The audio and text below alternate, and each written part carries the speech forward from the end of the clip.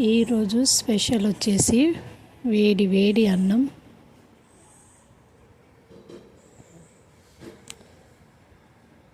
అలాగే బోటి కర్రీ. చూసారా ఎలా ఉందో బోటి కర్రీ? సూపర్ ఉందండి. ఎంతో టేస్టీగా ఉండే బోటి కర్రీ. అలాగే చికెన్ ఫ్రై.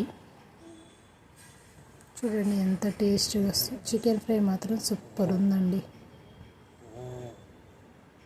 అలాగే చల్లని పెరుగు, గడ్డ పెరుగు. లైక్, షేర్ అండ్ కామెంట్ చేయండి. అలాగే సబ్స్క్రైబ్ చేసుకోండి మన ఛానల్ని.